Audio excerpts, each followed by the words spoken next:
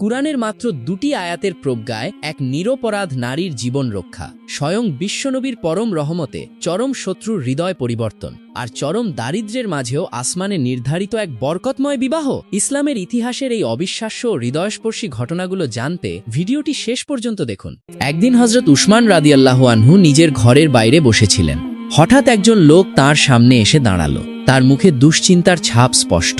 সালাম দিয়ে সে বলল, হে আমিরুল মুমিনিন, আমি একটা ভীষণ জটিল সমস্যা নিয়ে আপনার কাছে এসেছি। উসমান রাদিয়াল্লাহু আনহু তাকে শান্ত চোখে দেখলেন এবং বললেন, বলো, কি সমস্যা হয়েছে? লোকটি কাঁপা গলায় বলল, হে আমিরুল মুমিনিন, আমি একজন নারীকে বিয়ে করেছি। বিয়ের মাত্র 6 মাস হয়েছে, অথচ আমার স্ত্রী এর মধ্যেই একটি সন্তান জন্ম দিয়েছে। আমি জানি না এটা কিভাবে সম্ভব। আমার মনে সন্দেহ জাগছে, তাই সরাসরি আপনার কাছেই এসেছি। আমি এখনও তার মুখ দেখিনি। এই কথা শুনে উসমান রাদিয়াল্লাহু আনহু এর কপালে চিন্তার ভাঁজ পড়ল। তিনি মনে মনে হিসেব করলেন, 6 মাসে সন্তান জন্ম নেওয়া স্বাভাবিক নিয়মের মধ্যে পড়ে না, একথা সবাই জানে। তিনি আশপাশে উপস্থিত সাহাবীদের দিকে তাকালেন এবং বললেন, হে সাহাবীগণ, তোমাদের এই বিষয়ে মতামত কি? সবাই একসাথে বললেন, এটা সন্দেহজনক, এর পেছনে নিশ্চয়ই কোনো অন্যায় আছে। আরবের সেই যুগে এই ধরনের অভিযোগের পরিণতি ছিল খুবই কঠিন। ব্যভিচারের অভিযোগ প্রমাণিত হলে শরীয়তের নির্দিষ্ট শাস্তি কার্যকর হতো। উপস্থিত সবার পরামর্শে এবং নিজের বিচার বিবেচনায় উসমান রাদিয়াল্লাহু আনহু সিদ্ধান্ত নিলেন, 6 মাসে বাচ্চা জন্ম দেওয়া সম্ভব নয়। নিশ্চয় এই মহিলা জেনা ব্যভিচারিণী এবং তাকে কঠোর শাস্তি দেওয়া হবে। এই খবর শুনে উপস্থিত সবাই হতবাক হলেন এবং সেই ব্যক্তিও বাড়ির দিকে চলে গেলেন। এই খবরটা দ্রুত মদিনার অলিগলিতে ছড়িয়ে পড়ল। মানুষ কথা বলতে লাগলো। কেউ কেউ মহিলার পক্ষে কথা বলার সাহসই পেল না, কারণ যুক্তি তো সহজ, 6 মাসে কিভাবে সন্তান জন্মাবে? কিন্তু এই খবর যখন হযরত আলী রাদিয়াল্লাহু আনহু এর কানে পৌঁছালো, তিনি স্থির বসে থাকতে পারলেন না। আলী রাদিয়াল্লাহু আনহু ছিলেন তাঁদেরই একজন, যাকে রাসূলুল্লাহ সাল্লাল্লাহু আলাইহি ওয়াসাল্লাম নিজে বলেছিলেন, আমি জ্ঞানের ঘর আর আলী তার দরজা। কুরআনের প্রতিটি আয়াত, তার গভীরতম অর্থ তিনি হৃদয়ে ধরে রাখতেন। তিনি জানতেন, কুরআনের একটি আয়াত ভুলভাবে বোঝার কারণে একজন নিরপরাধ নারীর জীবন বিপন্ন হতে চলেছে। তিনি এক মুহূর্ত দেরি না করে সোজা গিয়ে দাঁড়ালেন উসমান রাদিয়াল্লাহু আনহু এর সামনে। তাকে সালাম দিয়ে বললেন, হে উসমান, আমি শুনলাম আপনি সিদ্ধান্ত দিয়েছেন যে 6 মাসে সন্তান জন্ম দেওয়ার কারণে এক নারীকে শাস্তি দেওয়া হবে, এটা কি সত্য?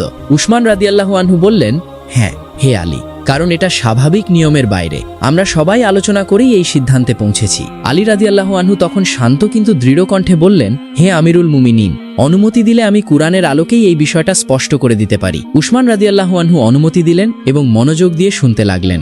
এরপর আলী রাদিয়াল্লাহু আনহু বললেন, আল্লাহ তাআলা সূরা আহকাফে বলেছেন, সন্তানের গর্ভধারণ ও দুধ পান করানোর সময়কাল একত্রে 30 মাস।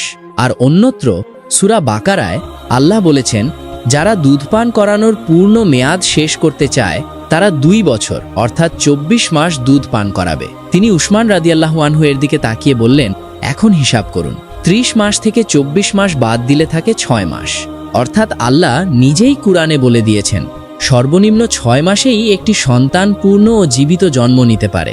এটা কোনো অস্বাভাবিক ব্যাপার নয়, বরং এটা কুরআনের একটা সুস্পষ্ট সত্য। দরবারে তখন নিস্তব্ধতা ছেয়ে গেল। উসমান রাদিয়াল্লাহু আনহু কিছুক্ষণ চুপ করে রইলেন। তারপর বললেন, হে আলী, তুমি তো ঠিকই বলেছ। আলী রাদিয়াল্লাহু আনহু আরও বললেন, কিয়ামত পর্যন্ত যদি কোনো নারী বিয়ের 6 মাস পর সন্তান জন্ম দেয়, তাহলে শুধু এই কারণে তাকে অপবাদ দেওয়া যাবে না, কারণ আল্লাহর কালাম থেকেই এটা প্রমাণিত। মানুষ ভুল করতে পারে, কিন্তু আল্লাহর বাণী কখনো ভুল হয় না। এই কথা শোনার পর উসমান রাদিয়াল্লাহু আনহু এর মুখ থেকে যেন একটা ভার নেমে গেল। কিন্তু তার সাথেই এলো এক ভয়ঙ্কর উপলব্ধি।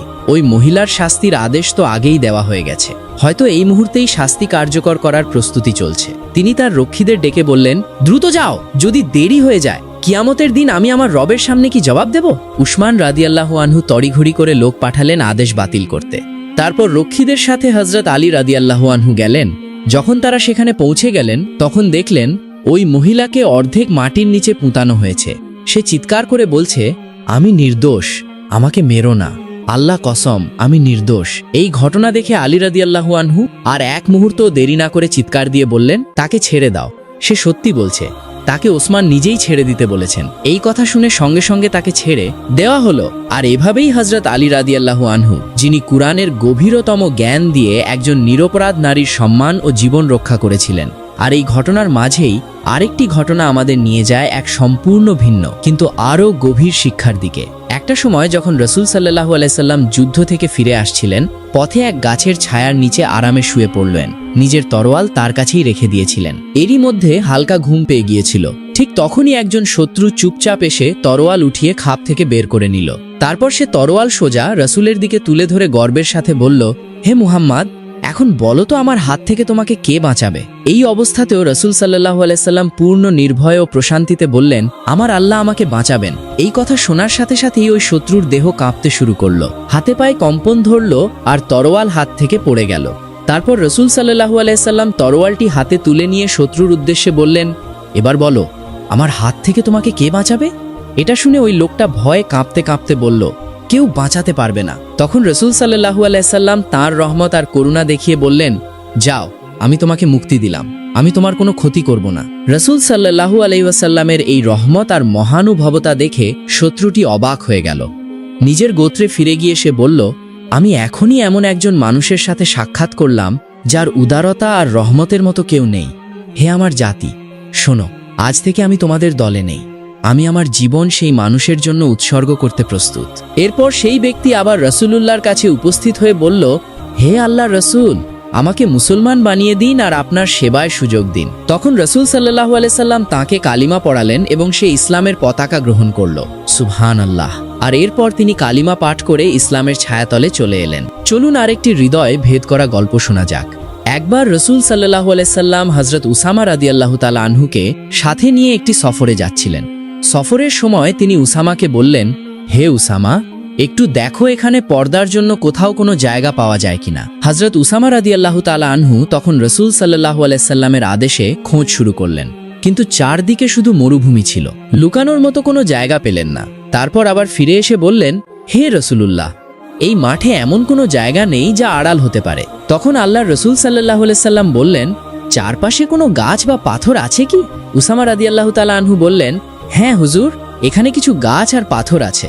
তারপর রসুল সাল্লাল্লাহু আলাইহি সাল্লাম বললেন, তাহলে যাও সেই গাছ আর পাথরদের বলো যে আল্লাহর রসুল তোমাদের বলেছেন তোমরা সবাই মিলে একত্রিত হও এবং পরিচ্ছন্নতার জন্য একটা আড়াল তৈরি করো। তিনি এই কথা শুনে একটু অবাক হয়ে হলেন। তারপর হযরত উসামা রাদিয়াল্লাহু তাআলা আনহু তাদের কাছে গিয়ে বললেন, হে বনস্পতিরা, রসুলুল্লাহ তোমাদের মাঝে বসে পরিষ্কার হতে চান। তিনি তোমাদের বলেছেন যে তোমরা সবাই মিলে একত্রিত হয়ে তার জন্য একটি উপযুক্ত জায়গা প্রস্তুত করো। রসুল সাল্লাল্লাহু আলাইহি ওয়াসাল্লামের এই কথা শুনে গাছগুলো কাছে এসে জমায়েত হতে লাগলো। পাথর সব একসাথে হয়ে একটা সুন্দর জায়গা তৈরি করে দিল। সুবহানাল্লাহ। তারপর রসুল সাল্লাল্লাহু আলাইহি ওয়াসাল্লাম গাছগুলোর পেছনে বসে পরিষ্কার পরিচ্ছন্নতার কাজ সারলেন। কাজ শেষ হওয়ার পর হযরত মুহাম্মদ সাল্লাল্লাহু আলাইহি সাল্লাম হযরত উসামা রাদিয়াল্লাহু তাআলা আনহুকে বললেন, হে উসামা, যাও গাছগুলোকে বলো তারা একে অপর থেকে আলাদা হয়ে আবার আগের মতো নিজ নিজ জায়গায় ফিরে যাক। তারপর হযরত উসামা রাদিয়াল্লাহু তাআলা আনহু আবার গাছগুলোর কাছে গিয়ে বললেন, হে গাছগুলো, রসুলুল্লাহ তোমাদের আবার নিজ নিজ জায়গায় ফিরে যাওয়ার আদেশ দিয়েছেন।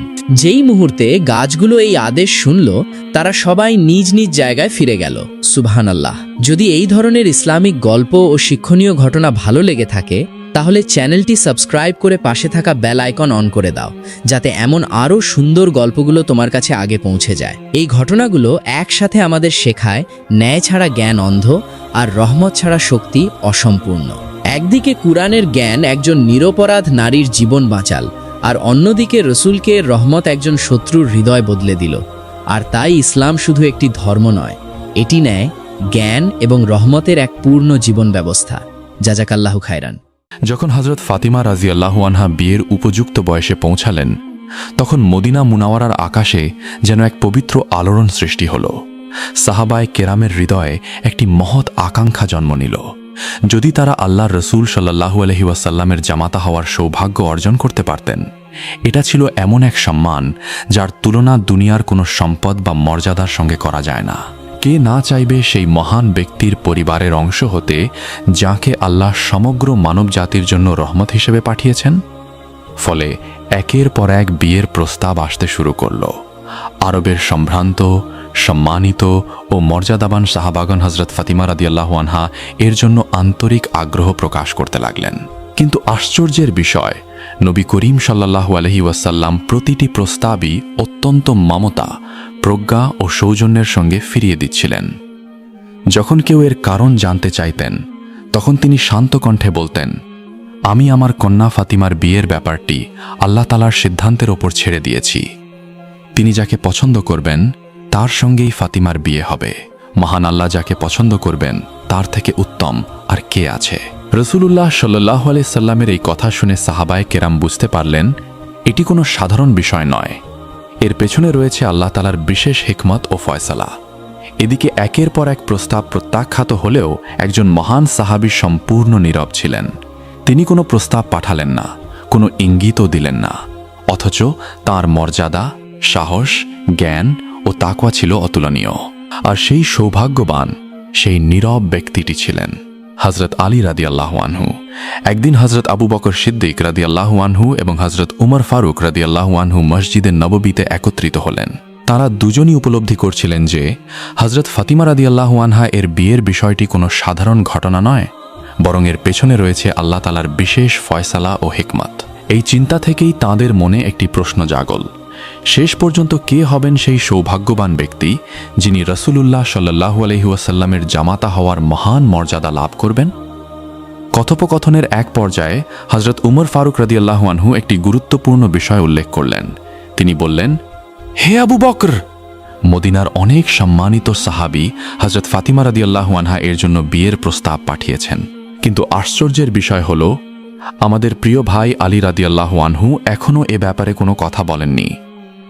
তুমি কি মনে করো এর পেছনে কোনো বিশেষ কারণ আছে? এরপর তিনি নিজেই নিজের প্রশ্নের উত্তর দিতে গিয়ে বললেন, আমার মনে হয় আলী রাদিয়াল্লাহু আনহু এর হৃদয়ে হয়তো এই ইচ্ছা আছে, কিন্তু তাঁর সরল জীবনযাপন ও আর্থিক অসচ্ছলতা তাকে পিছিয়ে রাখছে। হয়তো তিনি মনে করছেন নিজের সামর্থ্যের সীমাবদ্ধতার কারণে এমন একটি প্রস্তাব দেওয়া তাঁর পক্ষে সম্ভব নয়। যদি সত্যিই এমন হয়ে থাকে তাহলে আমাদের উচিত তাঁর পাশে দাঁড়ানো এবং তাঁকে সাহস দেওয়া। হযরত উমর রাদিয়াল্লাহু আনহু এর কথা শুনে হযরত আবু বকর সিদ্দিক রাদিয়াল্লাহু আনহু সঙ্গে সঙ্গে সম্মতি প্রকাশ করলেন। তিনি আন্তরিকতার সঙ্গে বললেন, তুমি ঠিকই বলেছ, আমাদের অবশ্যই আলী রাদিয়াল্লাহু আনহু এর সঙ্গে কথা বলা উচিত। যদি দারিদ্র্য বা অসচ্ছলতার কারণে তিনি নিজের ইচ্ছা প্রকাশ করতে দ্বিধা করে থাকেন, তাহলে আমরা আমাদের সাধ্য অনুযায়ী তাঁকে সাহায্য করব, কারণ এমন একটি বরকতময় সম্পর্ক সহজ ও সুন্দরভাবে সম্পন্ন হওয়া উচিত। অবশেষে সিদ্ধান্ত গ্রহণ করে এই দুই মহান সাহাবী মসজিদে নববী থেকে বেরিয়ে পড়লেন। তাঁদের উদ্দেশ্য ছিল একটাই, হযরত আলী রাদিয়াল্লাহু আনহু এর সঙ্গে সাক্ষাৎ করা এবং তাঁর হৃদয়ের অব্যক্ত কথাগুলো জানার চেষ্টা করা। কিছুক্ষণ পর তারা হযরত আলী রাদিয়াল্লাহু আনহু এর সঙ্গে সাক্ষাৎ করলেন। অত্যন্ত আন্তরিকতা ও ভালোবাসার সঙ্গে হযরত আবু বকর সিদ্দিক রাদিয়াল্লাহু আনহু এবং হযরত উমর ফারুক রাদিয়াল্লাহু আনহু তাঁর পাশে বসলেন। হযরত উমর রাদিয়াল্লাহু আনহু নরম কণ্ঠে বললেন, হে আলী, তুমি তো জানো রাসূলুল্লাহ সাল্লাল্লাহু আলাইহি ওয়াসাল্লামের প্রিয় কন্যা ফাতিমা রাদিয়াল্লাহু আনহা এর জন্য কুরাইশের অনেক সম্মানিত ও মর্যাদাবান ব্যক্তি বিয়ের প্রস্তাব পাঠিয়েছেন, কিন্তু নবী করিম সাল্লাল্লাহু আলাইহি ওয়াসাল্লাম প্রত্যেককে একই উত্তর দিয়েছেন, আমি এ বিষয়টি আল্লাহ তাআলার ফয়সালার ওপর ছেড়ে দিয়েছি। এরপর তিনি স্নেহভরা দৃষ্টিতে আলী রাদিয়াল্লাহু আনহু এর দিকে তাকিয়ে বললেন, কিন্তু আমাদের একটি বিষয় খুব আশ্চর্য লাগে, তুমি এখনও এ ব্যাপারে কোনো কথা বলনি, অথচ তুমি রাসূলুল্লাহ সাল্লাল্লাহু আলাইহি ওয়াসাল্লামের নিকটতম আত্মীয়দের একজন, তাঁর স্নেহে লালিত, সাহস, জ্ঞান ও উত্তম চরিত্রে অনন্য একজন মানুষ। তাহলে বলো, হে আলী, কি এমন কারণ রয়েছে যা তোমাকে এ বিষয়ে নীরব করে রেখেছে? এরপর হযরত উমর ফারুক রাদিয়াল্লাহু আনহু এবং হযরত আবু বকর সিদ্দিক রাদিয়াল্লাহু আনহু এমন একটি কথা বললেন যা হযরত আলী রাদিয়াল্লাহু আনহু এর হৃদয়কে গভীরভাবে স্পর্শ করল। তারা দৃঢ় বিশ্বাসের সঙ্গে বললেন, হে আলী, আমাদের তো মনে হয় রাসূলুল্লাহ সাল্লাল্লাহু আলাইহি ওয়াসাল্লাম হযরত ফাতিমা রাদিয়াল্লাহু আনহা এর বিয়ের বিষয়টি বিশেষভাবে তোমার জন্যই অপেক্ষমান রেখেছেন। এই কথা শুনে আল্লাহর সিংহ হযরত আলী রাদিয়াল্লাহু আনহু এর চোখ অশ্রুসিক্ত হয়ে উঠল, তাঁর কণ্ঠ ভারী হয়ে এলো, আর হৃদয়ের গোপন অনুভূতিগুলো যেন হঠাৎ করেই প্রকাশ পাওয়ার পথ খুঁজে পেল। কিছুক্ষণ নীরব থাকার পর তিনি আবেগময় কণ্ঠে বললেন, হে আমার প্রিয় ভাইয়েরা, আল্লাহর কসম, আমিও রাসূলুল্লাহ সাল্লাল্লাহু আলাইহি ওয়াসাল্লামের কন্যাকে বিয়ে করার আকাঙ্ক্ষা হৃদয়ে লালন করি, কিন্তু আমার দারিদ্র্য ও অসচ্ছলতা আমাকে থামিয়ে রেখেছে। আমার কাছে দুনিয়ার কোনো ধন সম্পদ নেই। আমি কিভাবে সেই মহান ব্যক্তির কাছে গিয়ে তার প্রিয় কন্যার হাত প্রার্থনা করব? যখন মোহর আদায় করার মতো সামর্থ্য আমার নেই? হযরত আলী রাদিয়াল্লাহু আনহু এর এই কথাগুলো শুনে বোঝা যাচ্ছিল তাঁর নীরবতার কারণ অনাগ্রহ নয়, বরং বিনয়, লজ্জা এবং নিজের সীমিত সামর্থ্যের প্রতি সচেতনতা। কিন্তু হযরত আবু বকর রাদিয়াল্লাহু আনহু ও হযরত উমর রাদিয়াল্লাহু আনহু এর কথাগুলো তাঁর অন্তরে নতুন সাহসের সঞ্চার করল। কিছুক্ষণ চিন্তা করার পর তিনি অজু করলেন এবং আল্লাহর ওপর ভরসা রেখে রাসূলুল্লাহ সাল্লাল্লাহু আলাইহি ওয়াসাল্লামের ঘরের উদ্দেশ্যে রওনা হলেন। হৃদয়ে ছিল আশা, মনে ছিল লজ্জা, আর ঠোঁটে ছিল নীরব দোয়া। অবশেষে তিনি নবীজির ঘরের দরজায় পৌঁছে বিনয়ের সঙ্গে কড়া নাড়লেন। ভেতর থেকে হযরত উম্মে সালামা রাদিয়াল্লাহু আনহা জিজ্ঞেস করলেন, কে? রাসূলুল্লাহ সাল্লাল্লাহু আলাইহি ওয়াসাল্লাম কণ্ঠস্বর শুনেই চিনতে পারলেন। তিনি মমতাভরা কণ্ঠে বললেন, দরজা খুলে দাও, এ আমার ভাই আলী। হযরত উম্মে সালামা রাদিয়াল্লাহু আনহা বলেন, আমি দ্রুত দরজা খুলে দিলাম। দেখলাম হযরত আলী রাদিয়াল্লাহু আনহু অত্যন্ত বিনয় ও সম্মানের সঙ্গে দরজার সামনে দাঁড়িয়ে আছেন। হযরত আলী রাদিয়াল্লাহু আনহু ঘরে প্রবেশ করে আদবের সঙ্গে রাসূলুল্লাহ সাল্লাল্লাহু আলাইহি ওয়াসাল্লামকে সালাম জানালেন। নবী করিম সাল্লাল্লাহু আলাইহি ওয়াসাল্লাম স্নেহভরা হাসিতে তাঁর সালামের জবাব দিলেন এবং কাছে বসতে ইশারা করলেন। হযরত আলী রাদিয়াল্লাহু আনহু অত্যন্ত বিনয় ও সম্মানের সঙ্গে তাঁর সামনে বসলেন, কিন্তু হৃদয়ে জমে থাকা কথাগুলো যেন ঠোঁট পর্যন্ত এসেও বের হতে চাইছিল না। লজ্জায় তাঁর দৃষ্টি নিচু হয়ে গেল। তিনি নীরবে আঙুল দিয়ে মাটিতে দাগ কাটতে লাগলেন। রাসূলুল্লাহ সাল্লাল্লাহু আলাইহি ওয়াসাল্লাম তো মানুষের অন্তরের ভাষাও বুঝতেন। তিনি হযরত আলী রাদিয়াল্লাহু আনহু এর সংকোচ অনুভব করলেন। অত্যন্ত মমতাভরা কণ্ঠে বললেন, হে আলী, তোমার মনে যদি কোনো কথা থাকে নির্দ্বিধায় আমাকে বলো। তোমার কোনো প্রয়োজন থাকলে তাও জানাও। আল্লাহর ইচ্ছায় আমি তোমার জন্য সর্বোচ্চ চেষ্টা করব। এই ভালোবাসাপূর্ণ আশ্বাস পেয়ে হযরত আলী রাদিয়াল্লাহু আনহু সাহস সঞ্চয় করলেন। কাঁপা কণ্ঠে বললেন, হে আল্লাহর রাসূল সাল্লাল্লাহু আলাইহি ওয়াসাল্লাম, আপনি আমাকে ছোটবেলা থেকেই নিজের স্নেহের ছায়ায় লালন পালন করেছেন। আপনি আমার পথ প্রদর্শক হয়েছেন, আমার প্রতি পিতামাতার চেয়েও বেশি মায়া ও অনুগ্রহ করেছেন। আল্লাহ তাআলা আমাকে আপনার মাধ্যমেই হিদায়াত দান করেছেন। আজ আমি আপনার কাছে আমার হৃদয়ের একটি আকাঙ্ক্ষা প্রকাশ করতে চাই। এরপর কিছুক্ষণ নীরব থেকে তিনি বললেন, হে আল্লাহর রাসূল, আপনি কি আমার সঙ্গে আপনার কন্যা ফাতিমা রাদিয়াল্লাহু আনহা এর বিয়ে দিতে সম্মত হবেন? এই কথা শুনে রাসূলুল্লাহ সাল্লাল্লাহু আলাইহি ওয়াসাল্লামের মোবারক চেহারায় আনন্দের ঝিলিক ফুটে উঠল। তিনি মুচকি হেসে বললেন, হে আলী, তোমার আগেই জিবরাইল আলাইহিস সালাম আমার কাছে এসেছিলেন এবং আল্লাহ তাআলার পক্ষ থেকে আমাকে সুসংবাদ দিয়েছিলেন যে তোমার ও ফাতিমার বিয়ে আসমানেই নির্ধারিত হয়ে গেছে। তোমার আসার আগেই এই ফয়সালার সংবাদ আমাকে জানানো হয়েছে। এরপর তিনি স্নেহভরা কণ্ঠে জিজ্ঞাসা করলেন, হে আলী, বলো তো, মোহর হিসেবে দেওয়ার জন্য তোমার কাছে কি আছে? হযরত আলী রাদিয়াল্লাহু আনহু বিনয়ভরা কণ্ঠে বললেন, হে আল্লাহর রাসূল, আপনি তো আমার অবস্থা জানেন। আমার কাছে মাত্র 3টি জিনিস রয়েছে, একটি তলোয়ার, একটি পানি বহনের উট এবং একটি জিরাহ বর্ম। এছাড়া দুনিয়াতে আমার আর কোনো সম্পদ নেই। হযরত আলী রাদিয়াল্লাহু আনহু এর সরলতা ও সত্যবাদিতা শুনে রাসূলুল্লাহ সাল্লাল্লাহু আলাইহি ওয়াসাল্লাম অত্যন্ত ভালোবাসার সঙ্গে বললেন, তোমার তলোয়ার তোমার প্রয়োজন হবে, উটও তোমার কাজে লাগবে, তবে তোমার জিরাহটি নিয়ে আসো। সেটিকেই মোহর হিসেবে গ্রহণ করা হবে, আর এর বিনিময়ে আমি আমার কন্যা ফাতিমার বিয়ে তোমার সঙ্গে সম্পন্ন করব।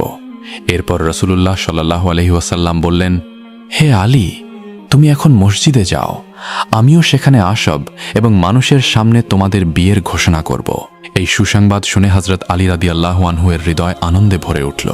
তার চোখে খুশির অশ্রু ঝলমল করছিল। তিনি কৃতজ্ঞতায় পরিপূর্ণ হৃদয় নিয়ে সেখান থেকে বেরিয়ে গেলেন। এই আনন্দের আবহেই হযরত আলী রাদিয়াল্লাহু আনহু মসজিদের দিকে রওনা হলেন। পথিমধ্যে তার সঙ্গে আবার দেখা হয়ে গেল হযরত আবু বকর সিদ্দিক রাদিয়াল্লাহু আনহু এবং হযরত উমর ফারুক রাদিয়াল্লাহু আনহু এর।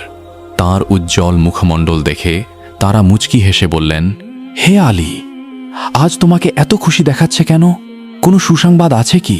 হযরত আলী রাদিয়াল্লাহু আনহু বিনয় ভরে উত্তর দিলেন, আলহামদুলিল্লাহ, রাসূলুল্লাহ সাল্লাল্লাহু আলাইহি সাল্লাম তাঁর প্রিয় কন্যা হযরত ফাতিমা রাদিয়াল্লাহু আনহা এর সঙ্গে আমার বিয়ে নির্ধারণ করে দিয়েছেন।